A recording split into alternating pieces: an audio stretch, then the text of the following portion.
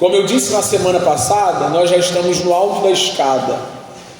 Nós já estamos no lugar mais alto nesse bloco, grande bloco, que começou lá no capítulo 11, onde o Evangelho segundo Mateus mostra para nós que só existem dois grupos de pessoas nessa vida. Ele vem dividindo esses dois grupos, mostrando bem claro para nós que tem um povo nessa terra. E ontem eu estava conversando com o Renan. Foi ontem, a gente estava conversando ali, né? Com o Renan, com o jovenzinho que estava com a gente, acho que o Magno estava ali também. Estava falando que para mim, eu estou cada vez mais convicto de que a igreja é a minoria. Significativamente a minoria. Minoria mesmo. A igreja de Cristo Jesus, o povo que o Cristo de Deus há de levar para junto de si é a minoria. E a gente viu isso. A gente está andando no texto de Mateus e vendo isso. Joio, trigo, terra boa, terra ruim, João Batista, judeus, fariseus,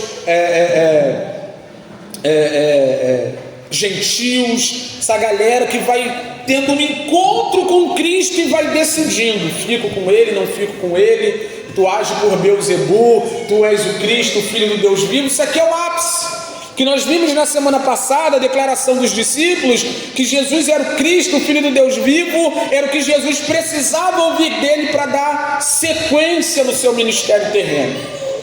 Agora, o texto que está diante de nós, mais precisamente, é o começo do fim.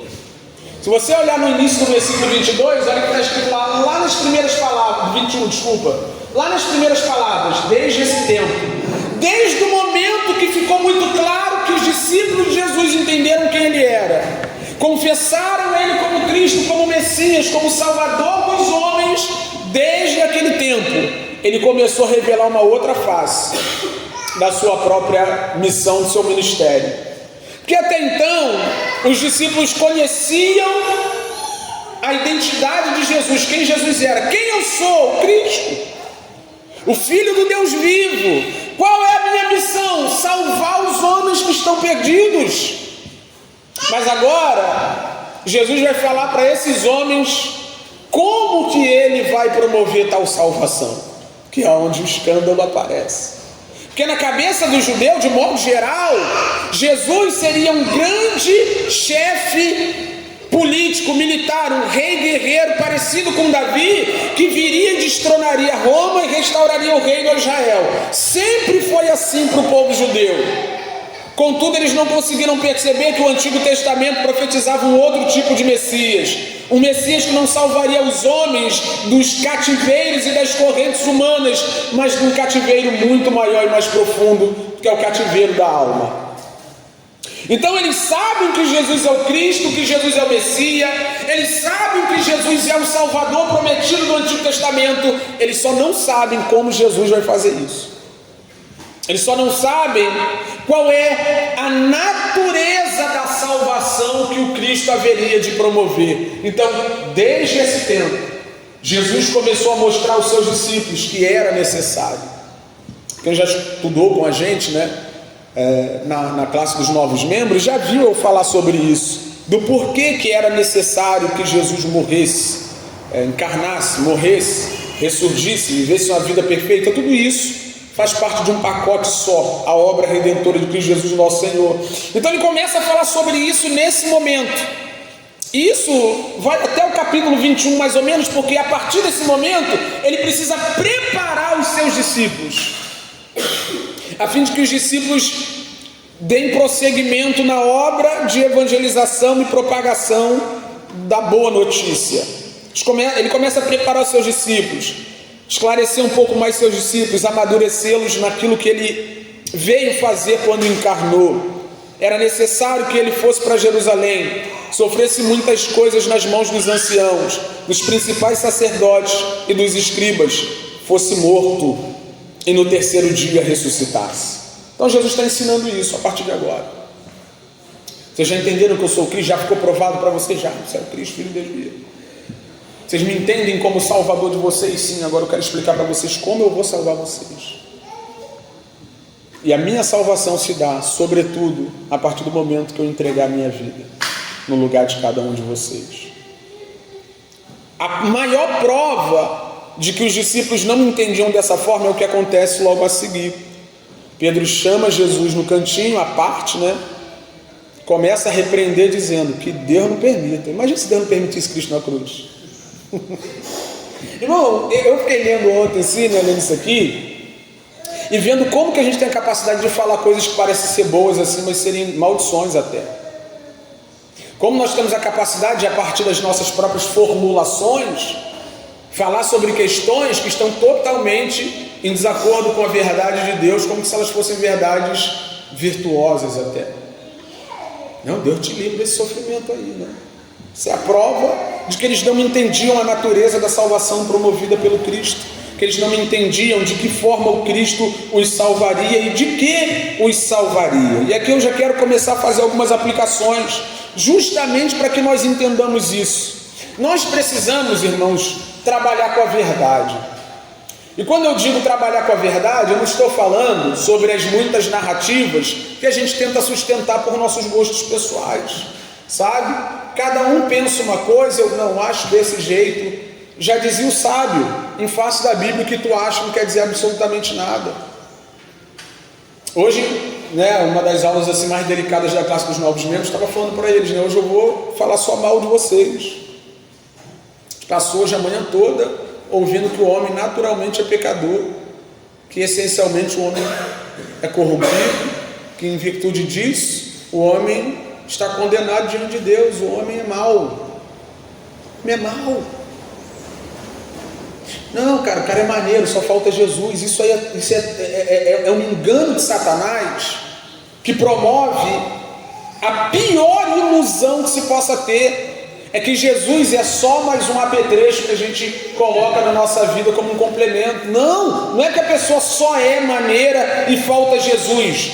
Essa pessoa tem rebeldia e rebelião contra o Criador, sabe? Então a maneira como nós comunicamos algumas coisas, falamos algumas coisas, a maneira como nós colocamos aquilo que achamos ser verdade diante dos homens faz total diferença, porque se Jesus acata esse conselho de Pedro, nenhum de nós estaríamos aqui. Se Jesus acata o conselho de Pedro de não ir à cruz, de não sofrer no nosso lugar, de não morrer pela sua santa igreja, a santa igreja não teria alguém que pudesse lhe redimir os pecados. E torno a dizer, cara, se você fazer uma leitura do que Pedro está falando, muito provavelmente você vai confundir ou vai perceber em Pedro o perfil de muita gente que anda por aí. Não, você não merece isso não. Merece não, sabe? Você já sofre demais. Um dia eu estava conversando com um amigo, ele falou assim: se eu fosse Deus, eu duvido que minha mãe ia sofrer igual sofre. Eu falei, cara, eu vou sair pro lado assim, pro raio e pegar só tu, Blasfêmia. Se eu fosse Deus, ele está dizendo, Deus não é sábio, não gerencia a criação e a vida da minha mãe da maneira que deveria. Blasfêmia. E a gente fica nessa pensando que essas palavras, ou que esses conselhos, essas coisas que nós vamos falando não tem relevância. Tem. Nós estamos falando do destino eterno da alma dos homens, e se tu não falar para uma pessoa, arrependa-se do seu pecado, porque você está contra Deus e Deus contra você, ela vai viver uma vida de engano, pensando que daqui a pouco a coisa resolve. Não resolve. Não, você não precisa nem vai para a igreja. Nós somos a igreja, não precisa nem participar da comunidade da fé, para tentar aliviar o outro, fazer com que o outro não sofra, Não, o Wesley é maluco, o Wesley é exagerado, o Wesley é aquilo lá que tu sabe mesmo, não é isso tudo não. Então vai, Então segue essa trilha de engano, de auto-engano, de desejo de fugir do conforto, do desconforto, e não só fugir do desconforto, mas também tirar o outro. Eu queria que você refletisse comigo e nós pensássemos acerca disso aqui, de como nós temos nos portado diante dos perdidos, diante das pessoas que estão ao nosso redor, dos irmãos que precisam ser edificados por uma palavra saída de nós. Como que a gente tem se comportado? Porque no final das contas, torna a dizer, você vai confundir Pedro com um monte de gente que anda por aí, um monte de líder, né? Um monte de ditos cristãos, que enquanto Deus está dizendo, o inferno está com a boca aberta, o lago de fogo espera aqueles que não têm o nome escrito no livro da vida. Enquanto a Bíblia está dizendo isso, as pessoas dizem que não está tão ruim assim, está tudo bem. Não, Deus vai te abençoar. Deus vai abençoar um adúltero com 3 mulheres. Eu amo, né, quando aquela plateia lotada de gente, né, aí o pastor lá de cima fala assim, Deus vai abençoar todo mundo, abre porta. E lá no meio tem um cara que não acorda cedo para botar um currículo, Deus vai abençoar ele. Mas não é bom falar e ouvir essas coisas? Porque quem fala fica bem com o povo, quem ouve tem o ego massageado. E Pedro é esse cara, não sofre não tá maluco, vai sofrer. Para que sofrer? Não precisa passar por isso. Sofre não. Se Pedro tivesse clareza da verdade, tivesse entendimento do que estava acontecendo e o que era a obra de Cristo de fato, Pedro diria assim, eu sei que vai ser duro, mas vamos junto. Pior que disse, né? Pior que disse. E a maior prova de que Pedro é um homem que odeia desconforto é que ele abre a boca para dizer e diz, né? Vou contigo até a morte, no primeiro momento de desconforto. Cara, te vi com ele. Até um dos dele? Não sou não. Por que Pedro é esse cara que diz para Jesus que Jesus não merece sofrer, que Jesus não precisa sofrer? Porque Pedro também não gosta de sofrimento. Pedro é o cara que não iria para a cruz, e por isso ele está dizendo, você também não precisa, não vai. Geralmente as pessoas que nos tentam para que saiamos do propósito do sofrimento, do caminho da cruz, são pessoas que também não iriam por esse caminho. São pessoas que não submeteriam aquilo que a gente resolveu submeter. São pessoas que não fariam o esforço que nós temos feito para servir ao Cristo, sabe? E eu odeio essas pessoas no nosso meio. Sabe por quê? Quem fala isso é o apóstolo Paulo, né? Lá no capítulo 16 de Romanos ele diz, tira esse pessoal do meio de vocês, porque eles pegam as pessoas simples e ficam enredando as pessoas simples. Daqui a pouco tem um monte de gente em Cristo em casa. Daqui a pouco tem um monte de gente que abandona a comunidade da fé. Daqui a pouco tem um monte de gente com ódio do pastor, com ódio dos irmãos, com ódio da igreja. Por quê? Porque aqui a gente fala muito de sofrimento e dor, mas tem alguém lá fora, deitado num sofá, com o YouTube na cara, dizendo que para ser crente não precisa de nada disso. E aí os simples, os indoutos, aqueles que não têm conhecimento da Escritura, vão indo embora, vão se perdendo, daqui a pouco voltam, seja aqui ou em outro lugar, né? Porque o próprio Deus estabelece as coisas com fim. Aí daqui a pouco eles sentem falta da comunidade da fé, veem que a edificação depende de contato, essas coisas todas começam a acontecer. Sabe, mas Pedro é o tipo do cara que não quer sofrer, que não entregaria a vida por ninguém, não entregou nem pelo mestre, a princípio. A princípio ele negou que era um discípulo de Jesus, negou que estava junto com Jesus, porque ele é o tipo do cara que quando fala de sofrimento com ele, ele é o primeiro a pular fora. Eu queria te exortar aqui essa manhã, cuidado com essa galera. Cuidado com esse pessoal que anda por aí dizendo que a vida cristã não é isso tudo, não precisa levar tão a sério assim não. A gente vai falar mais sobre isso, mas a proposta da vida cristã, biblicamente falando, né, não implica em absolutamente nenhum conforto no aqui e agora, não tem.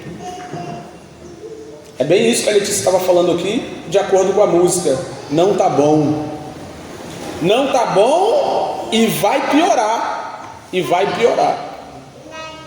Wesley, mas está tudo tranquilo lá em casa. Cara, não é sobre o quanto tem de comida na geladeira, não é sobre isso.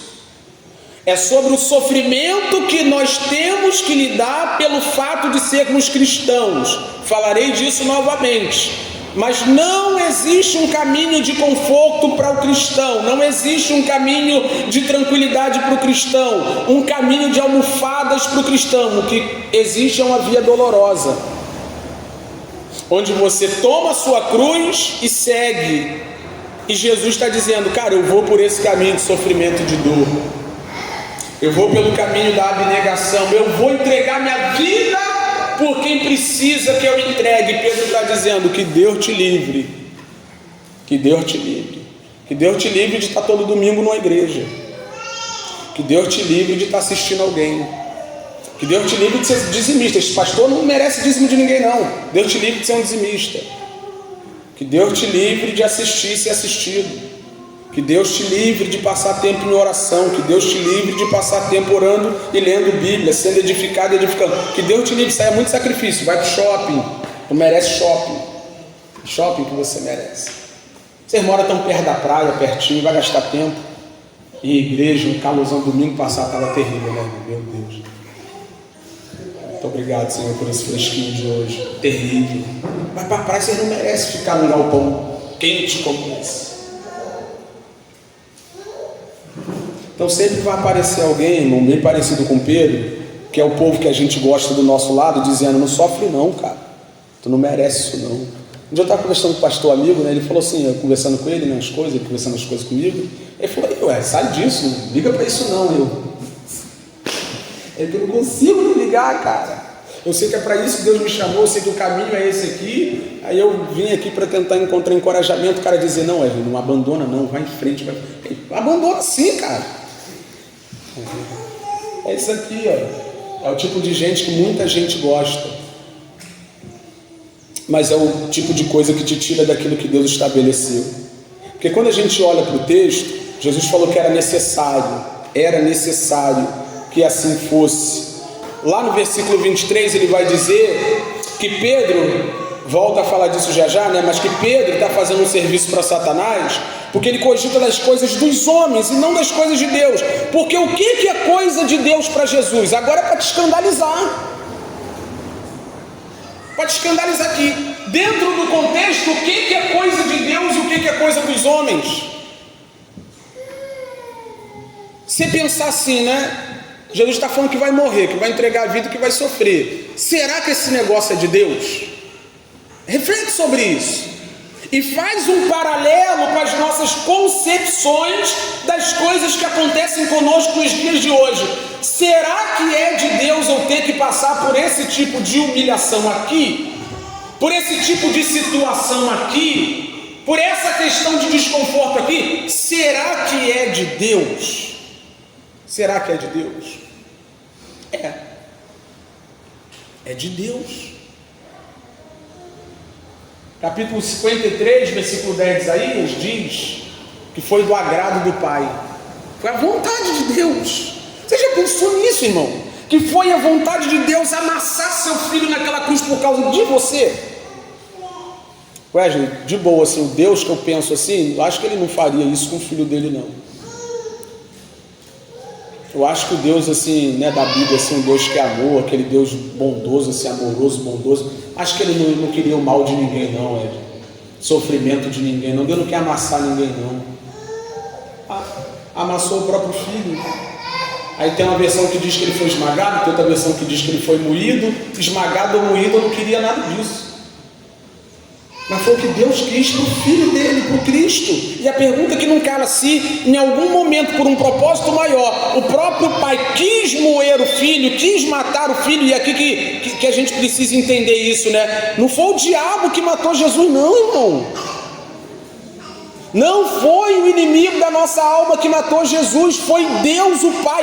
O Pai derramou toda a sua ira sobre o Filho, e foi do agrado do Pai, foi do desejo do Pai que o Filho fosse moído, esmagado naquela cruz no seu lugar. Se ele quis, por um propósito maior, esmagar seu filho, moer seu filho, você acha que Deus não quer que você passe por nenhum tipo de sofrimento, uma vez que isso opera para o seu bem?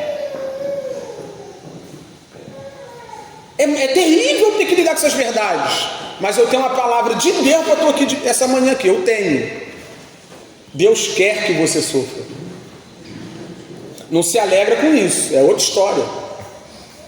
Deus não fica lá de cima de sorrisinho, tipo um déspota, né? Tipo um sorrisinho, lá, sendo martirizado, sendo queimado. Não fica assim.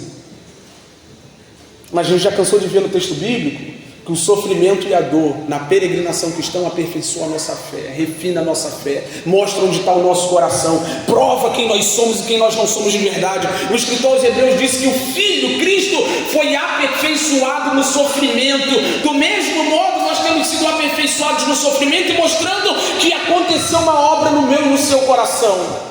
Então eu quero dizer para você, é da vontade de Deus que você sofra, em vários aspectos da sua vida. Para a pessoa que não é dependente de Deus, às vezes é da vontade dele que ele fique desempregado.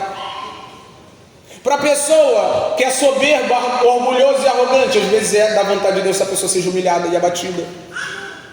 Para a pessoa que é insubmissa, às vezes é da vontade de Deus que ela se coloque num lugar de submissão. Ontem a gente estava ali conversando com os homens, né, batendo papo ali, trocando ideia e tal, aquela coisa toda, e o capítulo do livro era sobre sermos servos de Deus, né? E eu não lembro quem deu essa contribuição, mas alguém falou assim, às vezes, né, quando o homem tem dificuldade de submeter a alguém, submete ao pastor, não submete a ninguém, vai trabalhar numa empresa e chega lá e encontra um carrasco pela frente. Não chega cedo não, para ver se não é mandado embora. Não faz o que tem que fazer no horário que foi mandado não, para ver se não toma uma advertência. Faz corpo mole, hoje eu não quero. Vai lá para ver se não toma uma suspensão. E Deus vai amassando o cara ali e mostrando para o cara que esse sofrimento todinho tem um propósito maior, que é aperfeiçoá-lo e conformá-lo à imagem de Cristo. Então eu preciso te dizer, é de Deus. É de Deus. Sofrimento é de Deus. Dor é de Deus, tristeza é de Deus, angústia é de Deus. Deus tem permitido que nós passemos por isso, do mesmo jeito que permitiu e quis que Cristo fosse para a cruz, visando propósitos maiores, e Ele vai cumprir esses propósitos, queira você ou não. Atos capítulo 2, versículo 22 e 23, olha o que Pedro diz pregando. O Pedro, lembra o Pedro? O Pedro que disse que Jesus não precisava ir para a cruz, porque Deus tinha que livrá-lo daquilo texto. Olha o que Pedro diz, israelitas: escutem o que vou dizer. Jesus o Nazareno, homem aprovado por Deus diante de vocês com milagres, prodígios e sinais, os quais o próprio Deus realizou entre vocês por meio dele, como vocês mesmos sabem, a este, conforme o plano determinado da presciência de Deus, vocês mataram. E aqui é um texto clássico, né, da soberania de Deus e a responsabilidade do homem se encontrando assim, né? Quem determinou que Jesus morresse? O Pai. Quem matou os homens? Os homens mataram porque Deus determinou e por isso os homens mataram. Os homens mataram porque Deus determinou. Qual foi o desígnio de Deus acerca do seu filho? Que ele morresse crucificado na mão de gente ímpia. E quando você lida com sofrimento, com um caminho de cruz, e você diz, cara, não é possível que Deus quer isso para mim, você está dizendo que o Deus que determinou que o Cristo fosse crucificado, morto na mão dos ímpios, não pode fazer com que você passe por um momento de desconforto nessa vida. Não é possível que isso aqui é de Deus. É de quem? Porque Deus não pode ser soberano só quando as coisas estão boas. Não pode. Deus não pode ser soberano e governador de todas as coisas quando as coisas estão indo de acordo com a sua vontade. Deus não pode ser soberano quando você, né, liga na terra e Deus liga no céu. Pode? Só nesse horário. Deus é soberano. E determinou um caminho de cruz para mim, para você e para o filho dele, que foi o primeiro a andar nesse caminho, a fim de que o nome dele seja glorificado, e todas as pessoas que aparecem no nosso caminho tentando nos desvirtuar desse propósito é um agente de Satanás. Se aparecer alguém nos teus caminhos, irmãos, dizendo assim, cara, não passa por isso não, porque você não tem necessidade, você tem que avaliar o que é, né? Tiver uma irmã, né? Wesley, meu marido está me batendo em casa, mas alguém me disse que eu tenho, né, que me submeter a isso porque casamento é inviolável. Ele já violou o casamento, a gente fez aliança, aí tu vem, a gente vai na 35, sabe? Não é esse tipo de sofrimento que eu estou falando, de você ter que se sujeitar a esse tipo de coisa, desse tipo de abuso, em nome da religião. Eu estou falando de sofrimento promovido pelo próprio Deus para te aperfeiçoar como um cristão. Submeter, sujeitar, entender que Vida cristã é esse lugar onde você vai sendo moldado à imagem daquele que sofreu primeiro, mais do que qualquer um, e não como eu e você. Cristo não sofreu como um culpado, ele sofreu como um inocente. Todos nós deveríamos passar todo tipo de inferno, todo tipo de sofrimento, todo tipo de juízo de maneira justa. Ele, sendo inocente, submeteu a esse caminho de cruz para ser um exemplo vívido do que Deus espera de nós no aqui e agora. Toda vez que aparecer alguém dizendo não passe por isso, você não tem necessidade disso, é um agente de Satanás. É Jesus que diz aqui para Pedro. Mas Jesus, voltando, disse a Pedro, e aqui tem uma grande dúvida, né? Para quem que Jesus falou? Jesus estava repreendendo o diabo, ele estava falando para Pedro. Nesse momento, o texto diz de maneira bem clara: Jesus disse a Pedro: sai da minha frente, diabo. Sai daqui, Satanás. Vai para lá. E naquele momento, não é que Pedro era o diabo, não é que Pedro estava também possuído pelo diabo, ou pé cheio de Deus ou pé cheio de nada, né? O diabo não possui cristão, mas o que Pedro estava fazendo naquele momento era o papel do tentador. E Jesus olha para ele, identifica nele quem está por trás daquilo ali e diz para Pedro: para trás de mim, Satanás, sai do meu caminho. É isso que ele está dizendo. Por quê? Porque agora, com essa fala macia, você não precisa sofrer, que o Senhor não permita isso, que você não sofra como pretende sofrer, né? Com essa fala macia, Pedro estava tentando a Jesus a não ir para a cruz. E torna a dizer: toda pessoa que tentar te desviar do caminho da cruz é um agente do diabo. Entenda isso de uma vez por todas. Quem é o seu amigo de verdade? Quem é o seu irmão de verdade na fé em Cristo? Qual é o tipo de pessoas que você faz questão que esteja ao seu redor? Quais são as pessoas que te aconselham nos momentos de tribulação? Tem gente que ainda bota a pilha, né? Vai lá mesmo, quebra o pau mesmo, fala mesmo. Não deixa barato assim não. Enquanto a gente está sendo moldado, esculpido para sermos semelhantes a Cristo em perdão, em amor, em misericórdia, em graça, tem alguém fomentando dentro de nós o sentimento de vingança. E não só aceita desaforo, não aceito não. Sou crente, mas não sou otário. Quem é, irmão? As pessoas que te aconselham. O que vai resultar quebrar o pau por causa disso? Deus vai ser glorificado, a igreja vai ser edificada, os irmãos vão sair ganhando alguma coisa. O que mais tem no nosso meio é gente usada pelo diabo, irmão. Pedra de tropeço no nosso meio. E ele está falando para Pedro. E tem como a gente aqui em algum momento dar lugar ao diabo? Tem ou não? Tem, pô. Põe para a gente Efésios 4, 25 ao 28. O diabo, irmão, nunca vai possuir um cristão, mas se tem uma ferramenta boa para usar, é esse. Se tem alguém bom para usar, por quê? Porque você é crente, pressupõe-se que as suas ações são cristãs. E quando você começa a agir, ninguém vai desconfiar que é o diabo, a não ser alguém que tem um discernimento que Cristo teve. Para que caminho essas ações vão me levar? O que isso vai promover na minha vida? Vai me tirar da rota da cruz? Então é o diabo que está falando. Por isso, deixando a mentira, cada um fale a verdade com o seu próximo, porque somos membros do mesmo corpo.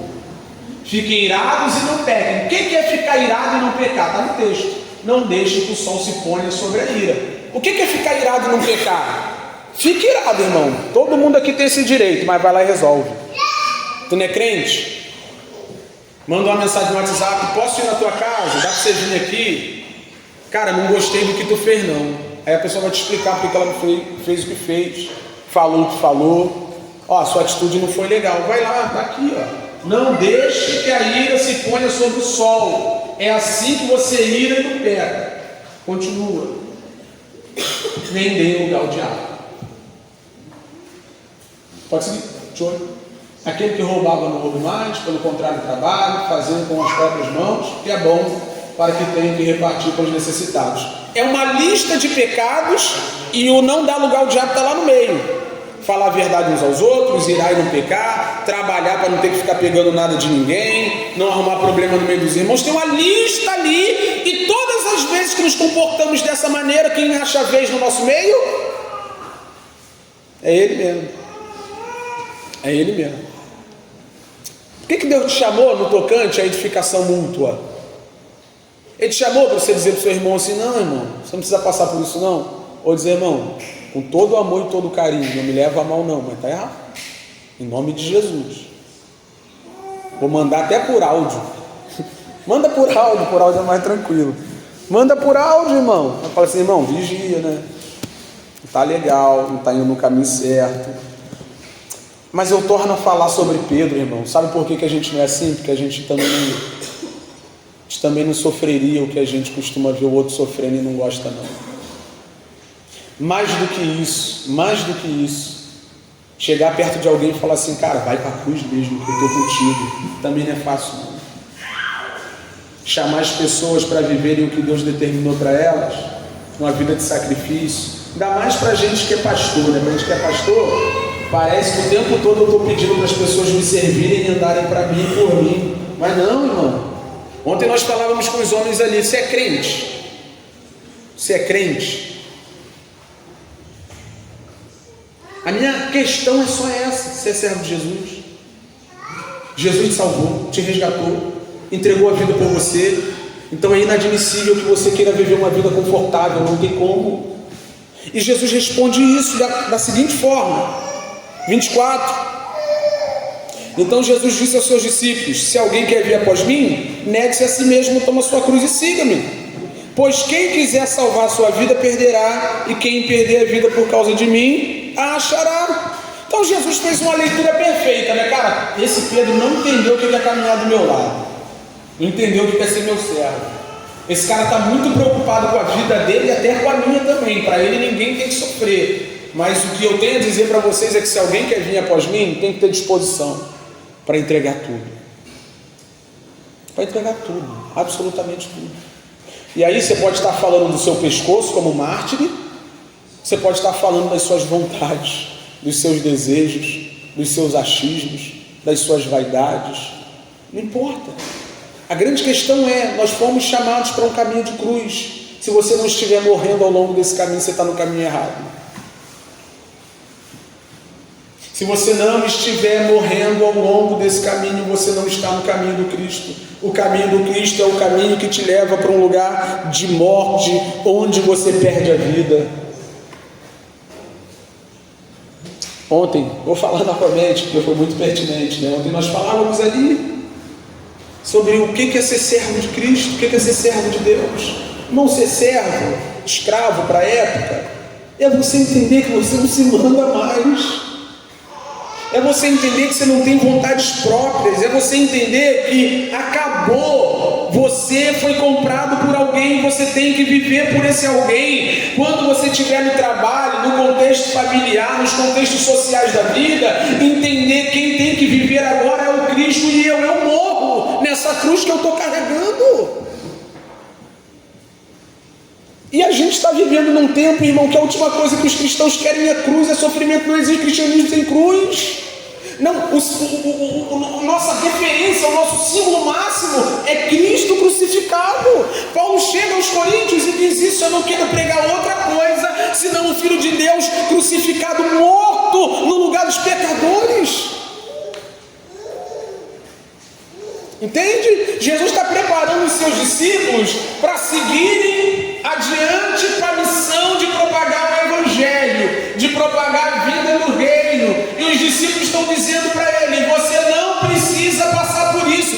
É que eles tinham uma mentalidade totalmente terrena, materialista, igual a nossa.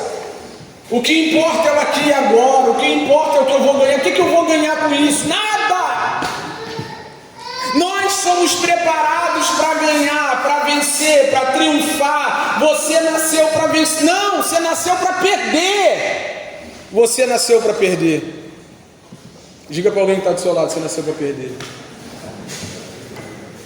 É o que o texto está dizendo. Se alguém ganhar a vida, perde. Se alguém viver para si, perde. Se alguém assumir sua própria perde, mas se alguém perder por amor a Ele, você nasceu para perder, irmão.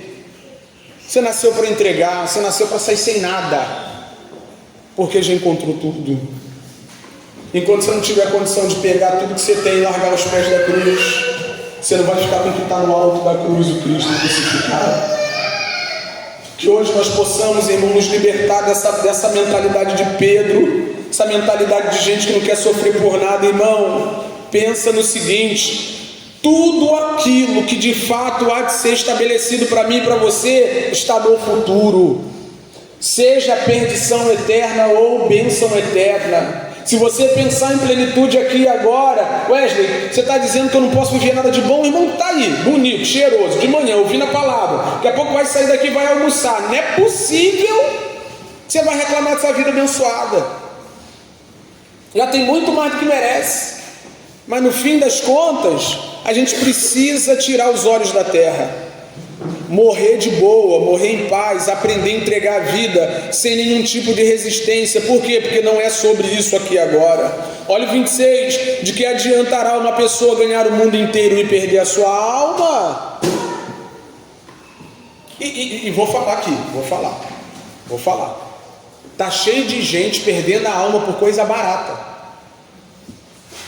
né? Se o cara está, né, num castelo, né? Esse cara mora lá no Leblon, o pessoal já está ligado, né?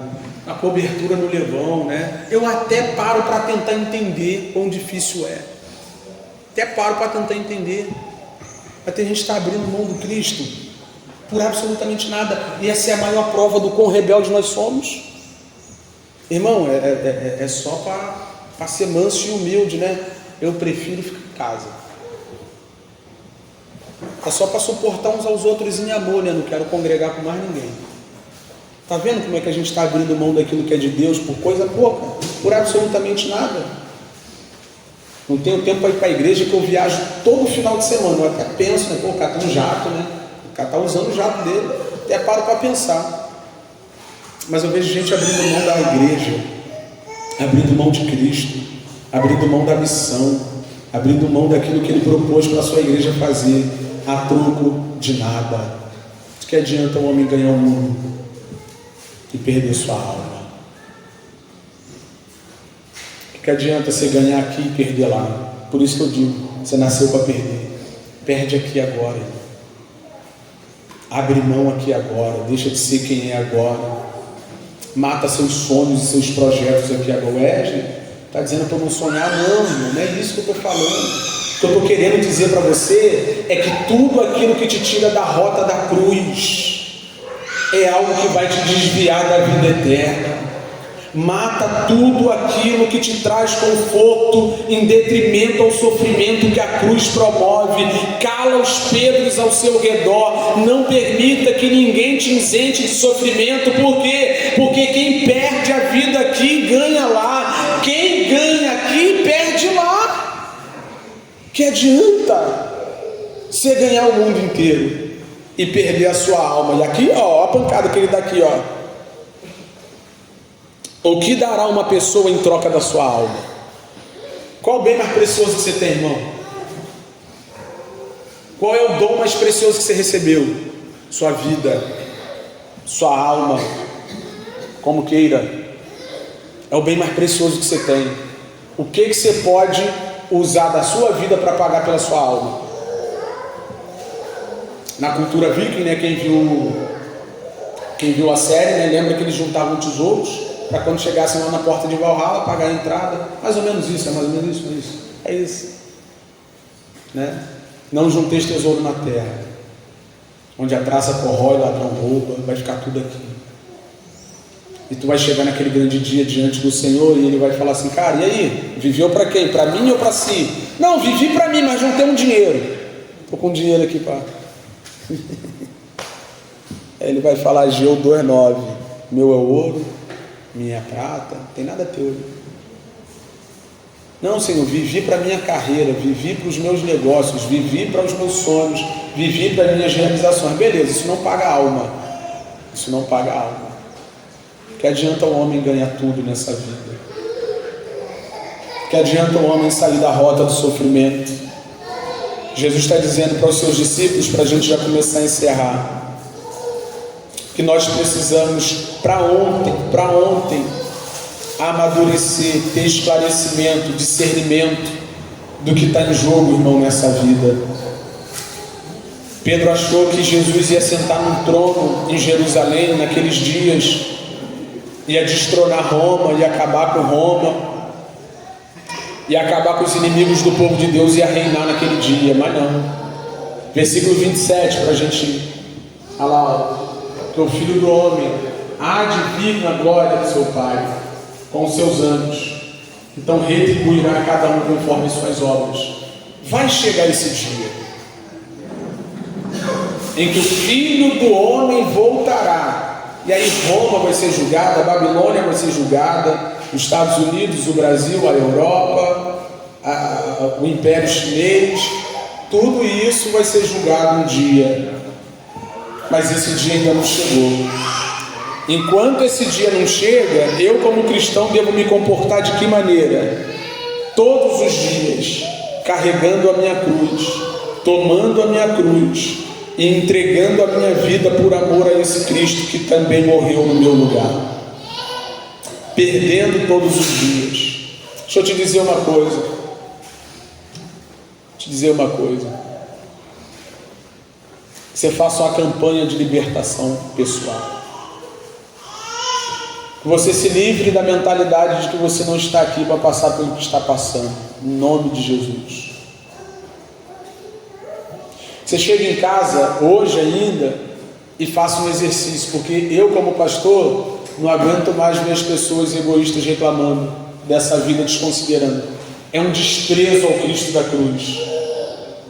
Ai, Wesley, não mereço isso não. Qual é o problema, irmão? Gastei demais no meu cartão, estou meio enrolado. É estarrecedor como as pessoas desprezam o sacrifício do Cristo da cruz e reclamam porque tem uma goteira no telhado, usando umas figuras assim para você entender o que eu estou querendo dizer. Tanta gente desprezando o fato de que o Filho de Deus entregou a vida sem reserva, irmão, sem reserva. E a pergunta é: qual é a sua disposição no aqui e agora para que Deus seja glorificado através de sua vida? Você não quer passar por nada, cara. Não quer aturar ninguém, não quer suportar ninguém. Primeiro arranhão que dá, primeiro problema que dá, primeira dificuldade que dá, não quero mais saber desse negócio de Jesus, não. Quem é você, meu irmão, minha irmã? Se o Filho de Deus, se o próprio Deus encarnado foi aquela cruz com as próprias pernas, Pedro está dizendo: não vai não, ele está dizendo: vou sim.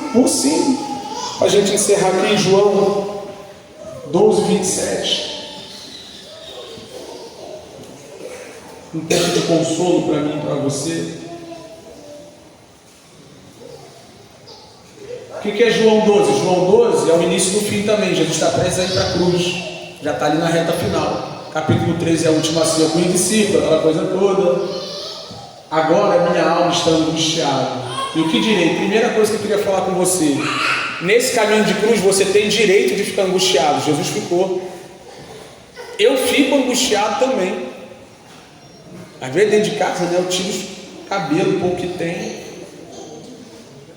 Senhor, tem misericórdia, angústia profunda, dor profunda, terror apavorando a minha alma, porque não é fácil seguir o caminho da cruz. E o que direi? Aqui que está o segredo. E o que direi? Diante da necessidade de seguir um caminho de crucificação, de tomar sua cruz, de sofrer por amor a Cristo, de sofrer pelos propósitos do Pai, o que direi? Pai, salva-me nesta hora. Ele está ensinando a gente a orar aqui. Que tipo de oração você faz no dia da angústia, no dia do sofrimento por causa de Cristo? Senhor, me livra disso aqui. Senhor, não quero lidar com isso não. Senhor, me guarda de ter que sofrer por amor ao seu nome. É esse tipo de oração que você faz? Não, pois foi precisamente com este propósito que eu vim para a terra. Se coloca de pé para a gente encerrar. Na verdade, não vamos encerrar, vamos encerrar a pregação. Eu vi os irmãos assim, né? A gente vai celebrar a ceia do Senhor, mas vou encerrar a pregação. Entende o que eu estou querendo dizer? Irmão, não sei em que momento você veio a Cristo, quem é que estava pregando no dia. Mas quem estava pregando no dia e disse que o propósito da vida cristã é prosperidade e riqueza nessa terra, essa pessoa te enganou. Te enganou. O texto diz, com que propósito a gente está aqui? Para que nós fomos chamados em Cristo Jesus, membros do corpo do Filho de Deus? Paulo diz que ainda carrega no seu próprio corpo as marcas do sofrimento de Cristo. Em outro momento ele diz que queria ser um participante dos sofrimentos e das aflições de Cristo. Jesus falou, irmão, se chamar o chefe de família de Beelzebu, se tentaram matar o dono da casa, o que vão fazer com os servos? Irmão, se você é um discípulo de Jesus, tu vai sofrer só por isso. Só por isso. Vai ter que calar a boca quando quiser falar. Vai ter que perdoar quando quiser se vingar. Vai ter que abrir mão quando quiser reter. Sofrimento, perda, entrega, sacrifício, vida crucificada. Não vivo mais eu, Cristo vive em mim. Já estou crucificado com Ele. Sofrimento só por ser crente e para ser crente. Sofrimento para estar na igreja, envolvido com a igreja. Sofrimento para evangelizar. Quer ver como alguém sofre evangelizando? Vou contar uma para vocês. Essa é fresquinha, né? Esse dia eu comprei um hambúrguer e chegou o entregador lá, né? Aí foi o primeiro dia de chuva. Aí o entregador falou assim, pô, essa terra tá maluca, né? Esse clima tá maluco, né? Um calor, depois chove, tá tudo desordenado. Eu falei, é verdade. Mas eu ia entrar, eu juro que eu ia entrar em paz. Eu falei, é verdade. Daqui a pouco ele falou, né? Teve terremoto, não sei aonde, não sei o que lá e tal. Ele disse, aqui não tem mais jeito não. Eu falei, tem sim. Aí fiquei lá mais uns 5 minutos falando com ele sobre o novo céu, nova terra. Inconveniente, eu sem camisa na chuva e falando com ele que eu creio que um dia Jesus vai voltar e vai restaurar todas as coisas. Inconveniente, era conveniente eu com o hambúrguer esfriando na mão, falando com ele de novos céus e nova terra? Inconveniente, mas eu sou crente. Eu não podia deixar aquela oportunidade de falar para ele que um dia Jesus vai restaurar todas as coisas e não haverá mais essa bagunça no clima e nem nada disso. Inconveniente. Sabe, ir na casa do irmão, vai lá, pede perdão, irmão. Ou então cobra um perdão, fala, irmão, que dia tu vacilou, hein? Deu mal, vai lá, pô, inconveniente. Tu não é crente? Nós não somos crentes. Nós não somos o povo que carrega a cruz. Nós não somos o povo que na hora da autojustificação a gente morre por amor a Cristo. É isso. É isso. Então, diferente de Pedro, eu não desejo que nenhum de vocês escape da cruz. Eu desejo que vocês morram. E eu quero morrer junto com vocês a cada dia, que nós morramos.